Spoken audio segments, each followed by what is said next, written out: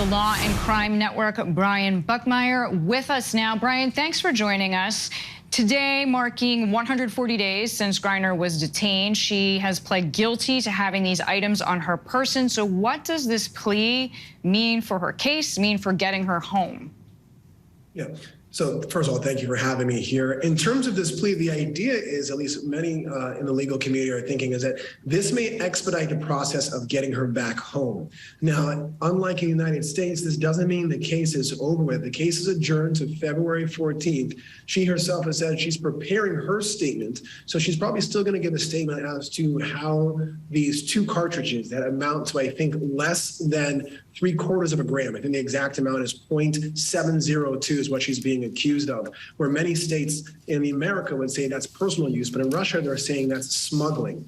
The hope is that if this case can be over and done with, then we may see her treated similar to like Trevor Reed that we heard earlier this year was actually exchanged for another prisoner. And I think that's going to be the quickest and easiest way to get Brittney Griner back home to the United States.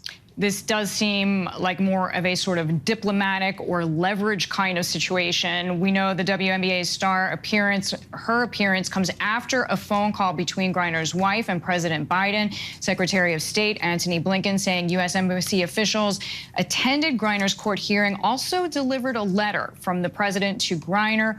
What else do we know about communication between her, the U.S. government, and her court appearance today?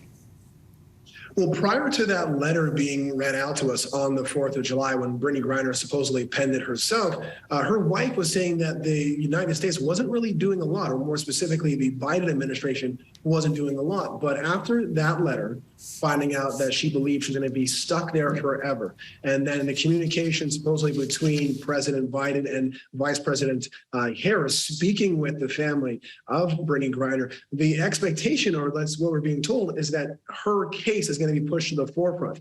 We already know that Griner, along with a Canadian-born Marine, Paul Whelan, are some people who have been, names have been pushed around in the media as to a potential exchange of getting these two Americans back home. Like you said, this may be less about the legal in terms of her facing 10 years in jail, her being detained, as you said, for 140 days since February 17th. And this may be more political in terms of getting her home, even after a guilty plea.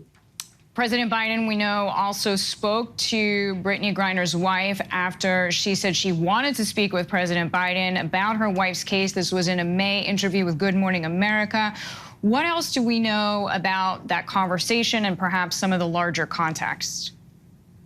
So we know that she's fearful. We know that there is little to no expectation, at least from her, that she'll be home anytime soon. I mean, we look at other cases. Again, I bring up the Trevor Reed. He was detained since 2019, convicted of a crime in 2020, and isn't being released until 2022. So while all of our hearts and thoughts are with Brittney Griner, hoping and expecting her to come home soon, history would tell us that's not going to be an expedited process. And we kind of got that in the letter that she sent to President Biden that was read out to everyone about how the 4th of July for so many people in America is about independence and freedom, but her herself sitting in this Moscow prison, she doesn't believe that her freedom will be seen anytime soon. Yeah, it has to be really taxing mentally.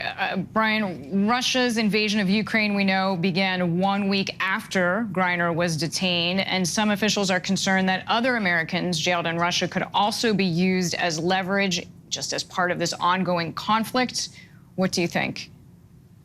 I think that's 100% accurate. I mean, the timing is not anything but suspicious. There's also rumors that Victor Bout, a Russian arms dealer who was convicted of conspiracy to kill U.S. nationals and is serving 25 years in federal prison, that he may be what the Russians are looking to exchange both Brittney Griner or Paul Whelan. And so this, again, becomes less of what are the facts of the case? We're not really talking about her statement that she gave to the courthouse when she said, hey, I was packing my bags quickly and I unintentionally put these two cartridges in my bag as traveling. In the United States, maybe that's an argument because you have to knowingly possess an illicit substance. And maybe that's an argument that would either lessen the charges or even maybe get them dismissed if you have the right jury. But here in Russia, where we're told there's a 99% conviction rate, and some of the arguments that she's putting forward might not necessarily carry water, this again turns to more of a political resolution rather than one that might be legal.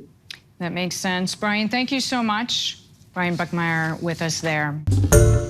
Hi, everyone. George Stephanopoulos here. Thanks for checking out the ABC News YouTube channel. If you'd like to get more videos, show highlights, and watch live event coverage, click on the right over here to subscribe to our channel. And don't forget to download the ABC News app for breaking news alerts. Thanks for watching.